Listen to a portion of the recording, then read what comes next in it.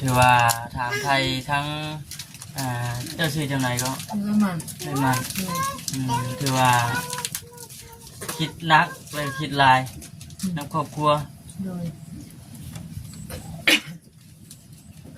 คือเป็นจังไรได้ประเสริฐดีคือโบมีคือบ้านคือเมืองเพิ่นเด้คือมันถูกนี่ละมันโบมีมันชอบมาได้นี่ละคือคิดน้อยใจตัวเองเคยอยู่ได้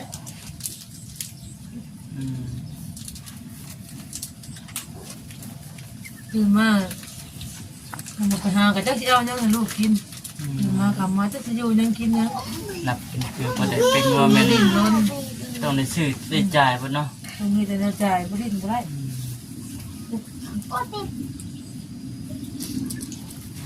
เจ้าบ่โทรไปหาระบาววานมาซื้อนะจุดประสงค์ที่ว่าโทรไปหาระบาวคือแบบใดความช่วยเหลืออยากขอความช่วยเหลือเป็นอะไรลงว่ามาเบิ่งดูสิครับเป็นอะไรครอบครัวเขาเป็นแบบใดทุกเนี่ยทุกในเรื่องไปเลยนะเรื่องเขาเรื่องน้ำนี่บ่อยู่ร่วมกันจะคน6 คนผู้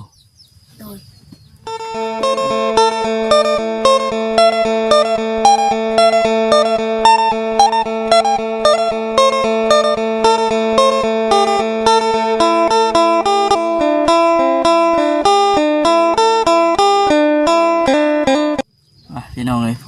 แดดกำลังเหลื่อมมาซ้ำมาสันมื้อนี้ได้ออกมาข้างนอกพี่น้องเลยเนาะถือว่าหลายมือพอสมควรเลยบอกคำว่าได้ออกมานอกนี่ก็ได้ก็คือมื้อนี้เนาะพี่น้องเนาะมีน้องผู้หนึ่งเป็นโทรมาหาบอกคำมือวานนี้แต่มื้อนี้นะบอกคำเดินทางมาหาเพิ่นอยู่เฮือนเมื่อวานนี้นะเพิ่นโทรมาหาว่าต้องการความช่วยเหลือเนี่ยเด้อว่าฉันไม่ได้ช่วยเหลือไปได้บอกคำก็ได้ว่าฉันสิช่วยจังใดเด้แต่มีแต่ว่าสิเนี่ยพี่น้องกันว่าช่วยในช่วยได้ก็คือมาถ่ายคลิปแล้วก็นางโอนางล้มถามไทยเบิ่งความเป็นไปเป็นมาครอบครัวของเพิ่นนี่แหละพี่น้องเพิ่นว่าอยู่ร่วมกัน9 คนอยู่ร่วมกัน9 คนเด็กน้อยอายุประมาณ9 ปีจะ6 คนหมดหรือว่า9 คนเลยอยู่ร่วมกัน6อายุ9 ปีบ่พี่น้องเนาะน้องฮิปบ่โทรมาหาบอกคำมือวานนี้มื่อนี้ก็เลยได้มีโอกาสเดินทางออกมาข้างนอกเนาะพี่น้องเนาะจังใดก็เข้าไปถามไทยหับชมหับฟังน้ำกันว่าเป็นจังใดเป็นมาจังใดว่าฉันมาฮอดแล้วพี่น้องเลยเรามีแต่ว่าสิถามไทยทั้งน้องเพื่อนนั่นแหละพ่อแม่เพื่อนไปหับจ้างโดก้าบ่เดือดตาเนาะ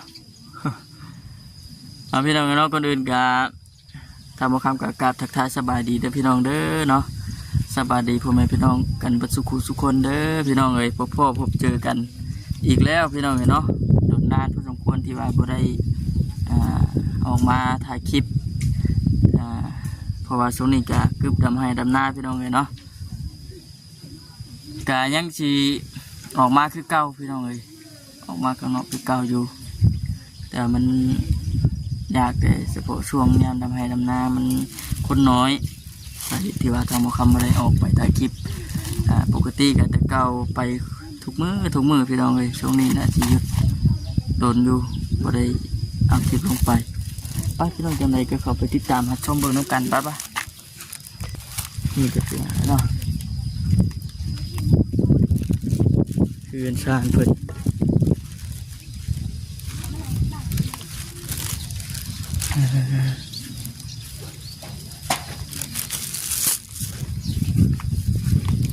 ให้ปะนี่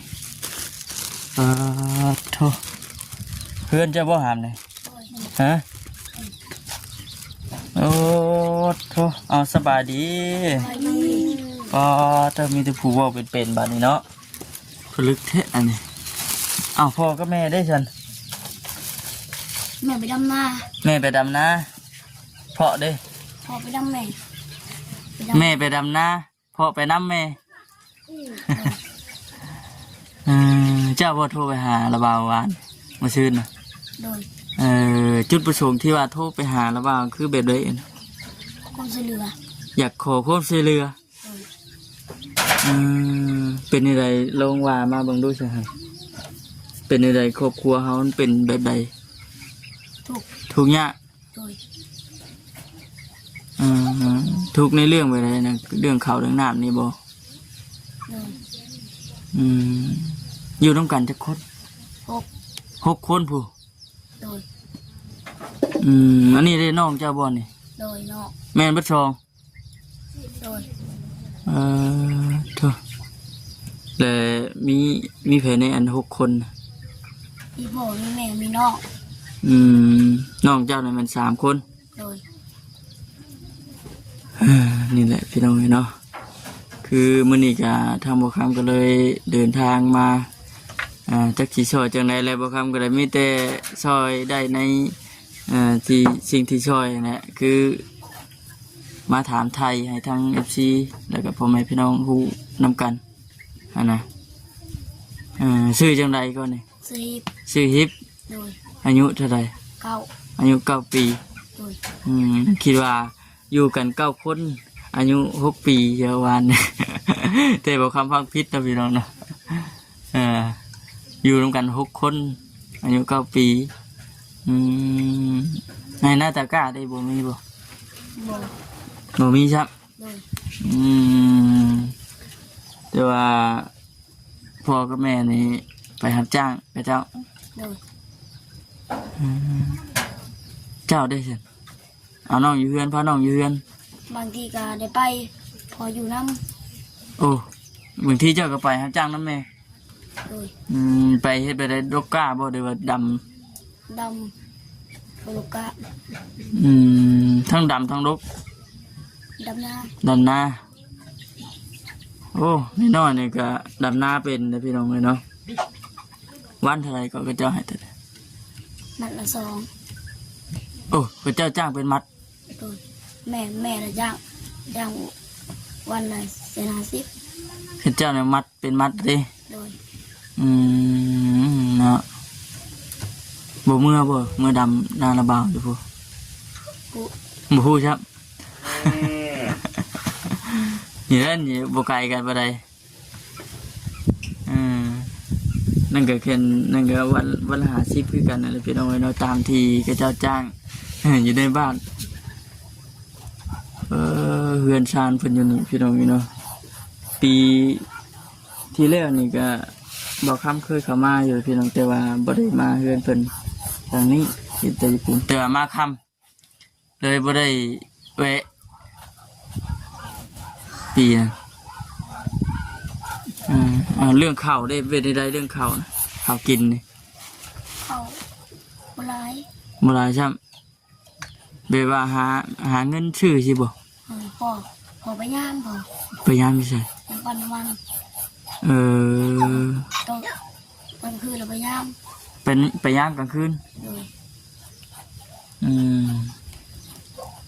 ตอนเว้นแล้วมาเฮ็ดเวียกอยู่บ้านพี่ โดย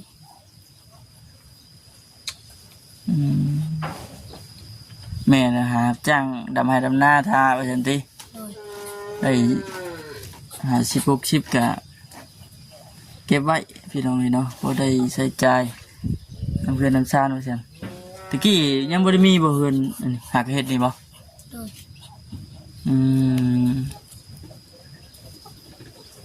คือ6 คนนี่นอนอยู่บนเดียวกันเบิดนี่บ่นอนอยู่นี่บ่ได้ว่าแบ่งกันไปนอนอยู่เพื่อนน้ำชาเฉพาะ ตอนนี้พอไปอยู่พอ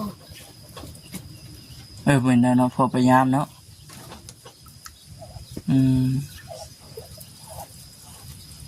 ชื่อจังไรเสียฮะ2 คนนี่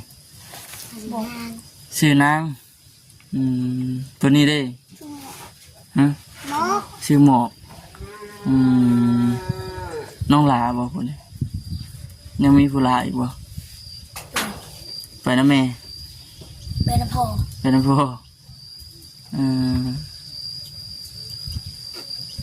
นี่แหละพี่น้องเพื่อนซานเพื่อนกันเลยแต่ว่าอยู่กันแบบนี้แหละพี่น้องเนาะเอาผ้ายางแอมเฮ็ดผ้าใครเวลาฝนตกมามันบ่ได้ผ้าบ่ได้สาดเขาแล้ววะ พระ พระบ่เออ พระในว่าง พระบนใดเออ ว่างประตู ไผอยู่ไสสี่เบิ่งดู นี่ บนกระพุ้ยนะ ว่างประตูนั่น เออวางประตูกันบ่มันฉาดเข้ามาเลยในนอนนี่ใช่บัด นั่นอยู่ในห้อง บ่เปียกติอืมเด็กน้อยพี่น้องนี่เนาะแต่ละคนบ่คือกันเลยเนาะอ้ายกับน้องนี่เฮียนอยู่บ่ครับเจ้า เฮียน เฮียนปัจจุบันนี่ก็ยังเฮียนอยู่ โดย เฮียนอยู่ห้องใดป .4 ปสี่เฮียนอยู่ห้องปสี่ โดย มานั่งใกล้กันพี่น้องนะคือเมื่อวานนี่ก็เพิ่นโทรไปหาพี่น้องน้องฮิปเพิ่นโทรไปหาเมื่อวานนี่ว่า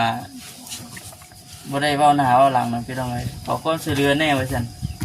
ขอความช่วยเหลือจังไดเด้ว่าซั่นบ่คำไปถามเพิ่นคือตามที่ได้คุยกับน้องเพิ่นเมื่อกี้นี้ก็ว่าครอบครัวเพิ่นนี่ก็ขาดเขินมีแนวขาดเขินก็คือเรื่องเขาพี่น้องเอ้ยเนาะเขานี่มีแต่หาเงินมาซื้ออย่างเดียวให้หน้าตะกร้าเลยบ่มีครับฮะแม่มาเลยอันนี้ก็คือจากที่ได้ยินทางเงินน้องเพิ่นว่าพี่น้องเนาะเฮาก็ยังบ่ทันได้คุยกับพ่อแม่เพิ่นคือเฮาเข้ามาแล้วก็บ่แม่นว่าเฮาเข้ามาซอยเรือหรอกพี่น้องเข้ามาถ่ายคลิปให้พี่ได้ทูกแล้วก็ฟังน้ำกันนะคุณป้ามาเลยอ๋อสบายดีเด้อสบายดีบ่เพิ่งกันเราโลกาบ่เนาะ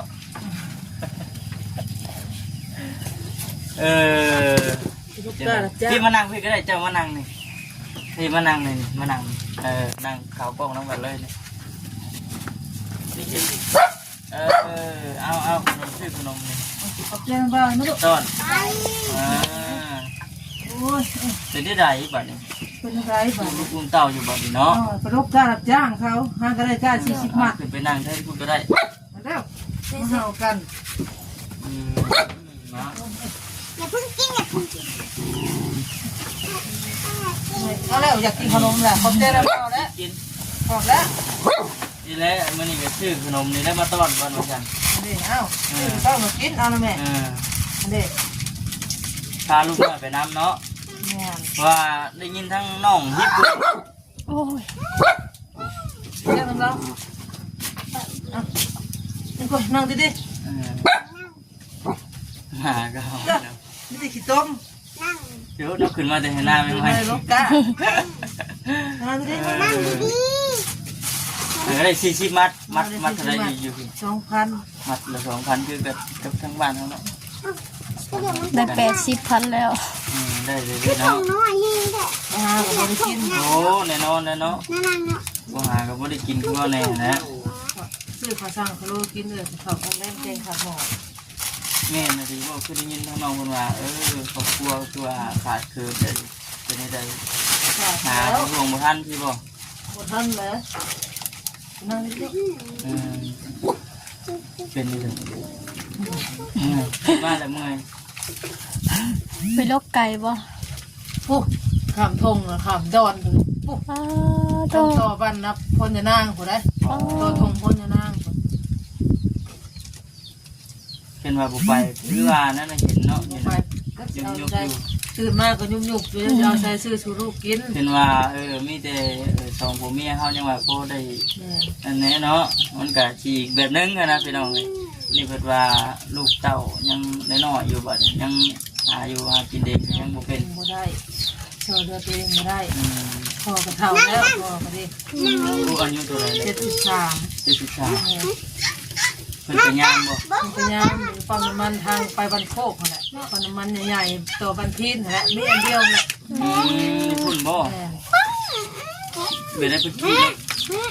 รถ จักไปจักอีห้างนั่นแหละ เป็นได้บ่เนี่ย ไม่ได้ลูก น้ำบ้งบ้ง ใส่ เมื่อกี้ดึกเข้าไปแล้ว ยันบ่ นั่งไป ดูเลย อยู่เด้อนั่นบนอยู่บนเช้ากับผมมีอย่างนี้ก็อยู่ทั้งเพิ่น เอาไป ของเช้ากับของสวย อันนี้เอา อยู่ในของเขา เบ็ดได้จะอันเบ็ดอันดินมูนดินยางพอดี ตัวเพิ่น มันม้วนนะ อันแต่บ้านเกิดเมืองนอนท่านี่อยู่ใจ อยู่สวรรค์ อยู่สวรรค์ผู้ เขาเป็นคนแล้วมาน้ำน้องนะน้องพามา อ๋อ น้องคนนี้น้องพามา ค่อยที่คนสวรรค์เนาะเราจะโกงเราก็คอยบันเดือก็ได้ลูกก็ได้อยู่บันเดือเขาได้บันเดืออะไรควรเป็นผู้หมายลูกเราทุกคนแล้วก็ไปอยู่บ้านเพิ่นแบบอยู่ก็ได้แล้วเพิ่นก็มี มันลูกอันนี้นะบริเวณลูกผัวปัจจุบันของเรา ลูกกับเรานี่แหละอัน4 คน 4 คน แต่เราลูกเก่าคน ลูกเก่าคนก็มี แต่เงินทางเราเป็นเงินกับเมียเก่าคนเราอยู่ก็ได้ อยู่ไรแบบนี้เขาก็เลย เป็นลำบากเมื่อน้องก็เห็นมาเป็นแบบสั้นแบบเมื่อกี้เขามานอนในกระดามเขาแล้วมาต้นมาหม่อนอยู่หันเป็นมาอยู่แหละเป็นมาปลูกตูกนี่ให้ข้าวซ้ำๆมันเล็กน้อยมันใหญ่ก็หน้าบ้านส่งมันหาคำได้ อันนี้ยังไปใส่ก็ยังโมเป็นน้องเนาะนั่นแหละก็เลยเขามาถามไทย คิดดูแท้นี่ ผู้รายละเอียดไปทำการนะพี่น้องว่าเป็นไปเป็นมาจังไร เนี่ยนะ โมเมนต์เจ้านี่บ่อันที่ว่าทั้งประตูชนพ่อแม่บ่ก็อยู่ทางอยู่อย่างที่ได้โมเมนต์ผมก็ละคน จะพอจะเชื่อ บ่มาปีที่แล้วนั่นนะหรือว่าคนละคนเลยจังไรอยู่ทาง เป็นทางแบบ แถวสวรรค์คุณบอก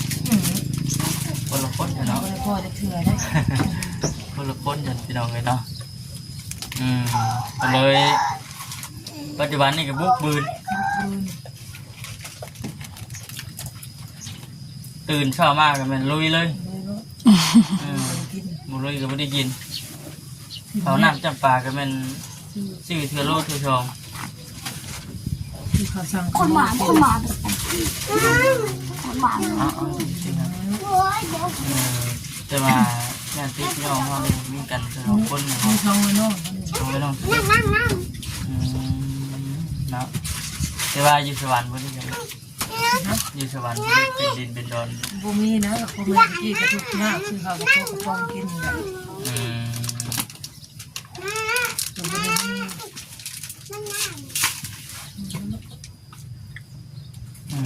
อย่าดื้อเด้ออย่าดื้อเด้อ อยู่เด้อบ่าวมากินขนมได้บ่นี่โทษแล้วก็ใกล้อีกได้ คนแรกบัดหน้าบัดในซื้อมาต้อนอีกนะพี่น้องเนาะวันนี้มาเยี่ยมมาถามไทยเบิ่ง ทางก็ เป็ คื น อ ทั้ เห็ ง น น้อง นะ คนนี้และน้องเป็นโทรหา ทางก็คือเห็นนี่แหละอันนี้ก็ของเขาได้เขาปลูกปลูกแม่นเฮามานอนซื่อๆดินก็ดินเขาเหมือนของเฮาบ่มี โอ้ยลูกหลาน มีแต่ลูกละ4 คน นี่ลูกเป็น นี่ ไง สิ ติ นี่ก็ดีนายกินวันข่อยก็ดีมาเช้ากินค่ำ ติกี้เนี่ยเจ้าหาย ไอ้กี้เขาก็หาแบบนี้รับจ้างระบายย้ำตัดอ้อยเขา ตอนทรมานนี่นะ เขาไปอยู่บ้านทัวเขาก็ย้ำตัดอ้อยเขาก็ไปรับจ้างตัดอ้อยเสียหน่ายางเขาก็ไปเสียหน่ายางน้ำหน้าปลาดำน้ำเกี่ยวเขาก็ไปรับจ้าง เสือลูกคนนี้ยังเฮียนอยู่ นี่ เอาแม่ปลูกเป็นพอน้องๆคนเดียวบ่ได้อยู่บ่ได้เช่าว่าฉันเอาไม่น้อย60-70 ปีเลยก็ 13 ปีไปยาม ไปงามตอนเว้นนี่ กลางคืนแล้วมาพักกลางคืนแล้วไปย้ำไปกลางคืนย้ำบำมัน ไปธรรมดาเนาะเพื่อนชาญเพื่อนคือเห็นเลยนะ เอาปีนคือไปย่างที่โต๊ะ ตกเด้อตกเด้อ ใช่ ตกได้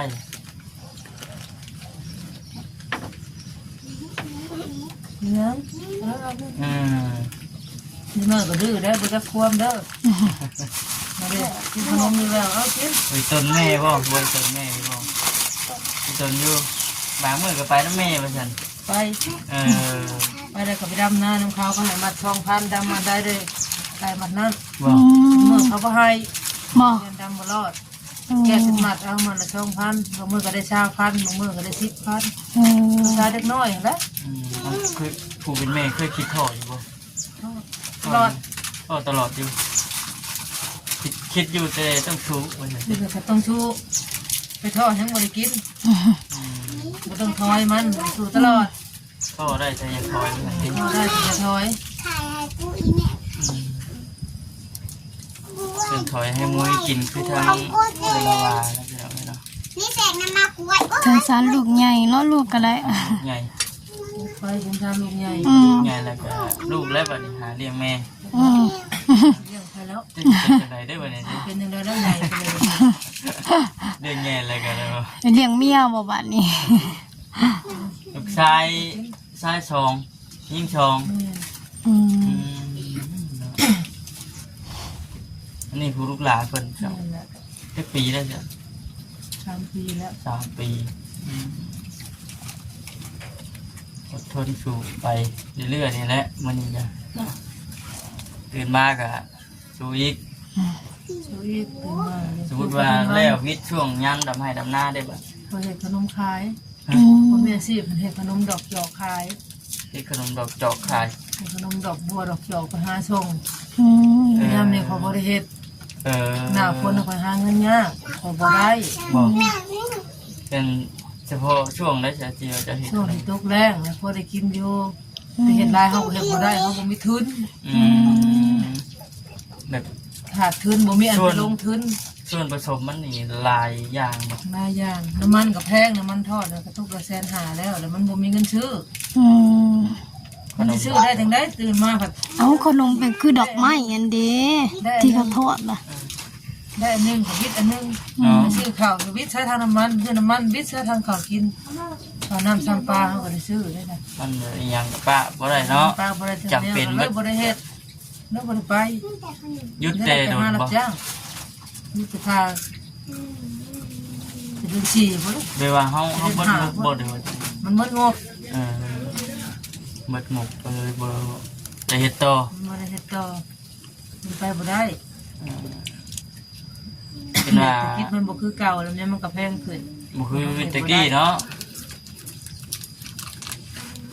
จะว่าเฮ็ดในก็ได้ขายอยู่ เฮ็ดก็พอได้ขายพอได้กินพอได้สืบมื้อไปวัน อืม ๆเทิงว่าหังบ่มีแล้วพอได้สิกิน พอได้กินเนาะพอได้อยู่รอดทำ ก็พอแล้วนะมันหักบ่มีหันบ่มีอันสิไปเฮ็ดนั่นมันบ่มีทุนสู่ต่อไป มันคือตัวเดียวนี่แหละคือเอาหมุน เฮา คืน บ่ วัน มี ทัน ทุนชีวิตชีวิตเฮาก็ได้แต่ซ้ำนี้สิไปคืบหน้าได้จังไดพี่น้องเอ้ย อยู่เนาะแต่ละมือแต่ละวัน เอานางดีมาลูกให้เรียนนะเนาะเรียนบ่ คำมาผัวไปแจ้งมาจะได้พ่อหน้ากันอันนั้นเป็นยังไงเนาะ ทำมาก็ไปแต่เป็นตกแล้วก็ไปแล้วเรากินมาจังได้มาทำมากิน มากันนอนพักผ่อนอยู่เรือนอยู่ชานอยู่ที่ตอนแรกมันไปอีกเนาะ ใส่น้องอะไรก็บ่ได้ได้เขาครอบครัวเขา แม่ ได้ เนาะ กินคนซอยเฮาทำนี่ก็บุญแล้วเราจะดูได้เช้านะ ที่ดินเพิ่นเบิดบ่พุ่น นี่แหละ อันนี้คือเพิ่นแบ่งให้อยู่ ซื้อแล้วเราก็บ่มีเงิน คือเพิ่นให้อยู่ให้สดให้เช่าซื่อได้พี่น้องบ่ได้ว่าแบ่งให้อยู่เลยนะสามค่า อยู่ซ้ำเล็กน้อยใหญ่ ลูกเวลาใหญ่ บ่มียังให้ลูกเลยบ่มีมูลบ่มีมั่งพ่อแม่ก็ทุกข์อยู่แล้วมีดินมีนอนให้ลูกอยู่ว่าอีแม่เอ้ยว่าเฮาก็จะมีดินของเฮาเด้เฮาจะไปทุกข์สุดอยู่แม่มาเฮาอายคนน่ะ คนบ่าวแล้วอ่ะดูอายก็เฮ็ดได้บ่แม่บ่มี เน็ตผู้เป็นแม่เด้คิดยังไง ดูโทษแล้ว กินบัดนี้นี่มันลูกว่าวันนี้เราคิด ผิดแล้ว นักคือกันเลยเนาะ แม่นโอ้ยแอวนั่งดีๆก็รู้อยู่ดื้ออยู่ดื้อ เอาถือว่าถามไทยทั้งเจ้าชื่อจังไหนก็ เออมัน ให้มันถ ว่าคิดนักเลยคิดหลายนับครอบครัว โดย คือเป็นจังไรได้เป็นจังดีคือโบมีคือบ้านคือเมืองเพิ่น เด้เป็นมันถูกนี่ละมันยังบ่มีมันชอบบ่ได้นี่ละ คือคิดน้อยใจตัวเอง เคยอยู่ได้ อืม ตื่นมามันไปหากับเจ้าสิเอายังให้ลูกกินตื่นมากลับมาเจ้าสิอยู่ยังกินยัง นับเป็นคือบ่ได้เป็นว่าแม่น ดิ้นรน ต้องได้ซื้อได้จ่ายเพิ่นเนาะ ต้องมีแต่จ่ายบ่ดิ้นบ่ได้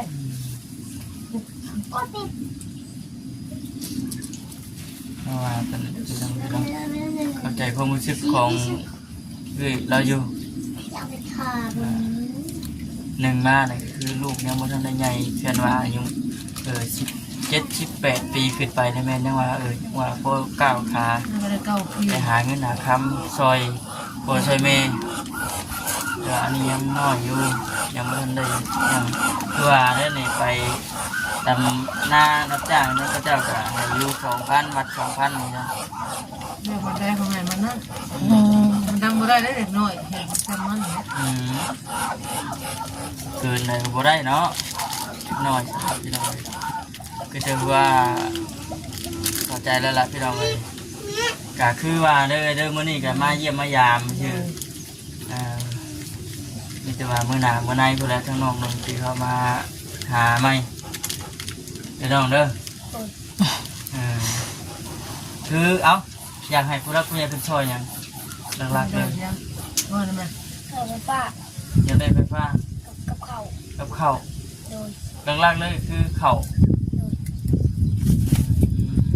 ลงเสือที่ใช่หรือว่าไม่ส่งทองโตขาดดากเลยส่งทองเทียนก็ขาดแล้ว ส่งของเพี้ยนนี่ขาดไปแล้วปึ้มเลยบุไม่เดินทงก็ได้ขาดเลยขนาดทงก็ได้ทงของเทียนได้เลยค่ะ เบิ่ง แม่ว่าบุชื่อกระย่าว่าสิขาของเทียนแล้วอยากให้แม่ชื่อแม่บุมีเงิน ผมเพิ่นน้อยนะ แทนเช้าชื่อนี่ จ้า ค่ะ งผมว่าเข้าผมเข้าขาดเบิ่ง ปึ้มเล เบิ่ง ย ก่อน นั่นแล้วเดียวนั่นแล้วเด็กวิทย์กันเดียวนี่ฮะเด็กฮะเด็กโซ่ซ้ำกุด เนาะให้อันหนังสือนะตอนยิบฮะ หัวไม้ เขียนอะไรตัวนั้น ยังอยู่ เราไปเขียนปีสิมาไปมาช่วงนี้ดู ประหยัด ไป ป เก็บ ระหยัด หอย มั เล ธ ย ยัดพี่น้องฮะ ไปเก็บหอยได้หน่วยเดียวไม่อยากทงตัวนี้ บริยา ประหยัดเมียนเลยไปเขียนเดือนเก้าแม่ว่า เจ็ดเดือนเก้ามา จะ เนี่ยแม่ มา5,000หมดแล้วมันก็บ่มีได้เงิน5,000 เนาะมีก็คือว่าใน บ่มีตะกี้เท่าไรเงินยามันบ่มีก็พอได้ใช้แต่บ่หังบ่มีแต่บ่ลงบ่หลาย ใส่ใจนะใส่ใจกับสิบกุ้งเยอะ บุกุ้มซักลูกก้ามาแรงกันที่ได้จังหมัดแล้วที่ได้จังพันก็จะให้เท่าไร ถือว่าเข้าใจพี่น้องนี่แต่ว่าเป็นกำลังใจให้เด้อยังไงก็จะสู้แต่ว่าพอได้แต่จะถอยก็นะ มันเคยถอยจ้าเถื่อสู้ตลอดเพราะได้แต่ซับนี่ ใส่ไม่ใส่ สู้ไปเลย สู้ตลอดทำสู้ผู้แพ้ได้เถื่อเอาบ่ได้ใส่ชนะมีแต่ลบ จะลง แต่พลูกแต่เพื่อนสิได้แรงบ่ได้ง่ายแรงบ่ได้แต่ก็แรงบ่ได้แต่คือเดียวนี้ค่ะเดี๋ยวย่างเดี๋ยวจะค้าน ที่ว่าลมในลุกเร็วเล่นเลยเล่นมหันเลยดิ บ่หันบ่มีแห้งสิแรงได้บ่ออกแล้วน้องคือนั่นนี่แหละคือจะเห็นนี่แหละแรงบ่ได้น้อง ดึงหน้าดึงหลังนี่มันดิ ชักหน้าวิดล้างชักล้างวิดหน้า มีจะเป็นกำลังใจให้เด้อสู้ๆไปก่อนเดี๋ยวมื้อหน้ามื้อในพุ่นละทั้งน้องนุ่งที่เขามาหา ได้เด้อมื้อหน้าเนาะบัดนี้ บ่เฮิงดอก เด้อ เนาะ มื้อหน้าพุ่นแหละ บ่เฮิงดอกไปจังไดก็ที่ว่าเข้าใจแล้วพี่น้องแล้วจังไดก็พิจารณาฟังแล้วกันนะพี่น้องเด้อเนาะมาตามคำที่ห้องน้องเพิ่นมาถามไทยผมก่อนว่าซั่น หมอนี่นั่นไปเปิดโทรศัพท์ไปเห็นก็สู่แม่พังอยู่เห็นแล้วที่เขาเห็นยังอยู่เลยอยู่ดีๆเลยมีเงินเสียงโทรนะเป็นความคิดของเราถ้าว่าผู้อื่นเขาได้กระเจ้าก็ยังซอยแต่เท่ากระเจ้าคือบ่มาเบาเขาไปได้เด้คือหมู่ว่ะ คือ ไม่ได้ พาแม่ไปอยู่ป่ะ คือแบบนี้เนาะก็ที่ว่าทางพระแม่เพนจิซอยโดยตัดที่ใจซอยครอบครัวใดก็คือให้เพิ่นเบิ่งเพิ่นพิจารณาเบิ่งก่อน เอามาถูกกระเทยแม่เอ้ยมาส่งดุงกับบุบีป่ะ นี่ก็รอรุ่นรอเบิ่งไปเด้ออดทนสู้ไปนะแม่ให้กำลังใจแม่เฮ็ดยังเป็นตื่นมาเฮ็ดยังเป็น มองไม่เห็นนะ นึ่งข้าวนึ่งน้ำได้อยู่บ่ ได้ยุด เป็นอยู่ เรียกเงินให้เราคนนี้ได้พอได้ช่วยแม่พอได้เบ้าก็ได้ผู้เดียวแล้ว คนผู้เดียวนี่ได้เนาะ ผู้เดียวเลยทำมันขึ้นพอไปอยู่กับคุณแต่ละผู้เดียวนะ บ่ได้มีเนี่ยล็อกในหยังเลยบ่ วีแน่นอนนั่นนี่เราได้ อ๋อโถ ไฟสิล็อกเขาเลยเอาขาผมขานี่มันมากัน ถ้าก็นอนอยู่ใน นอน นี่เนาะ นอนในมันห้อนเขาร้องมาได้ นอนบ่ได้ มันก็แคบอีกพริกขิงกับพริกไป หายใจแบบยากเลยเนาะ ขาดได้ส่งกับขาดเลยชุ่มน้ำขาดกันไปเอ้า พี่เนาะ นอนข้างในเขานอนมาได้มันมดกันแล้วมันจะแข็งแล้วมันนอนมาได้ทันใจบ่อิ่มนอนในนอกเนี่ยพันโล่งพันกระพมดแต่ใช้นอนทั้งตีนอันนี้ บ่ ทางคนนอนหันเนาะแม่ก็คุณนอนนอนทั้งตีนอันนี้เดี๋ยวมือหัน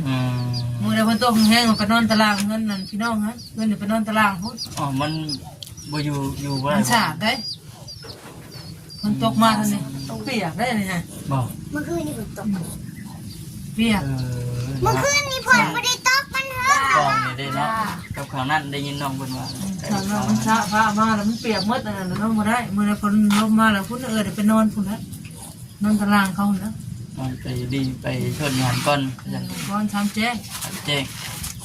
ไป นอน ได้ บ่เป็นรับเป็นตื่นเลยฝนตกยามใดนี่เนาะ มือนั่นก็พาลูกนอนนั่นก็เป็นพระเขาซุ่มผ้าห่มมันไม่ได้เปียกซุ่มมันอยู่ยาก อืม คนลมมาแห้งๆมือนั่นเด้มันเงิงขึ้นได้อันหยานี่ลมผัดมันเงิงเลย มัดไว้สิบ่ มัดไว้ถือใช้มือนั้นแล้วมันจะเอาไป มาพี่น้องนะก็ถือว่า อยากเป็นมุ้งตัวนั้นอยากได้ช่างกระซีมุ้งก็ไม่ได้เดี๋ยวเอาผ้าบัดอันนั้นมุ้งเม่นเด้เพราะได้เม่นเครื่องเด้เครื่องกระสาช่องแผ่นนั่นแหละเครื่องชมบัดนั่นก็พวกนี้เดียวกันนี้ บ่ มาเด้เสื้อกับเครื่องเดียวใส่ช่องแผ่นเท่านั้นได้ อืม พรมนั่นก็ช่องเพิ่นกับพรมขาดครับนี่ดิเบิ่งบ่เชื่อก็ได้พรมขาด มาพี่น้องนะเบิ่งดู เอากัน สิเพิ่นเลาะเบิ่งก่อนจังไดก็ขออนุญาตเด้อเด้อ มาลูกนะ เลาะเบิ่งก่อนพี่น้องเป็นได้ใด มาเบิ่งอะไรก็ เป็ เว้าน ชาญเพิ่น นั่นน่ะ เอ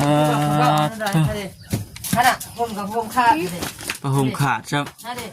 กระปูนี่ก็ดิถ้าได้ตัวนี้ก็ดิมอนก็มอนขาดนี่น่ะก็สิบ่เอานั่นได้ดิ เออ นี่ได้เสื้อเครือเดียวนี่เครือช่องก็อยู่หั่นน่ะ เวลาฝนตกฝนลิ้นก็สาดเข้ามา มีเพียงหั่นดิ เจ้าดีเนาะ นั่นดิที่คิงก็บ่ได้เจ้าอย่าขาด อืม ว่าทางนี้พรมนี่ดิพื้นเดียวนี่แหละพอแล้วนี่ดิขาดครับหั่นดิ อื น่ะ มเนาะ นี่พลาดอยู่ ลงมาเลยใคร อืม เสีย ถือว่า ส่งมือ เย็นแล้วล่ะพี่น้องเนาะปัจจุบันก็ถือว่า เกียนก็คือ อันนี้คนตกบ่มีบรรตากนี่ลูกเรามาเป็นอันนี้นี่เอาไปตากแดดนะลูก มีแต่ว่าทั้งห้องกับชิพากันกลับกันเด้อมื้อหน้ามื้อไหนสิมาหา แน่ อ่า มือเด้อเนาะบัดนี้ เนาะบ่ได้เปิดม่านน่ะสิ อ้าว พ่อกันอีก เยี่ยมใครส่งมือ จังไดก็อดทนสู้ไปก่อนเด้อเด้อโอเค เยี่ยมใครไม่ส่ง เนี่ยฮะ มุนมุด เป็นได้ได น้องพวกเจ้าอยู่บ้านเลย อยู่นั่นอยู่บ้านคู่ก่อนสิกลับกับเบิ่งพี่น้องเนาะบ่พร้อมกันซอย เล็กแล้วแม่บ่จักเด้อ ยูทูบเบอร์คืออะไร ถามเราหั่นแหล้ว โอ้ เราว่าบ่ยูทูบเบอร์คือไปอยู่บ้านโคกแล้วว่าบ้านเราไปได้ซั่น บ่ บอกยูทูบเบอร์ไลฟ์มัน จังฮู้จัก ผู้จักบ่ เจ้าว่ายูทูบเบอร์ลายอยู่บ้านโคก ปีนั้นก็มาอยู่ปีนั้นก็ได้มาแต่ว่าจะก็ได้มันค่ำบ่ปีนค่ำแล้วพากันเผาเมื่อพากันมาน อนในตารางหั่นแหละ พากันมา คือโชว์นะปีน่ะหานอนในตาราง เป็นไง เอาเป็นมุดลูกเป็นแยกนี้เว่าขอโทษนอนกองก้นคนมันอยู่ขอโทษพอรอดตายนะฮะ อ จักผู้ใดบอกคือเราคอยบ่ได้บอก มีคนมาซื้อไก่มาซื้อไก่เขาดอกซื้อไก่ไก่เราเห็นนะจะเป็นยังเอื้อยป่ะเจ็บท้องนี่ กินยาบ่ คุณบาทแล้วมีคนนั่นแล้วเราว่าคอยยืมในโทรศัพท์เจ้าก็คอยโทรหาก็จะมาสอนเจ้าเฮาบ่จักก็โทรไปเด้บ่จักเด้ว่าโทรไปน่ะ เอาแม่มีแต่ว่าเอาน้ำกินน้ำใจเล็กๆน้อยๆเด้อ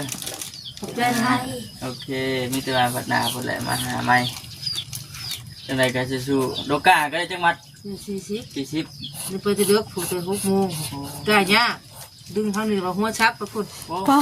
โต จุกหาโต กล้าแน่ดึงโมนี่น่ะชักไปทางหน้าพุ่น โอ้หัวชักกี่ตุ่มระวังเด้อเถอะ เพื่อสิได้ อดทนถูก มีครูถ่ายพุ่นว่ะหมู่ยังถ่ายพุ่น โอ้ยถ่ายอยู่ ดึงอย่างเงี้ยอยู่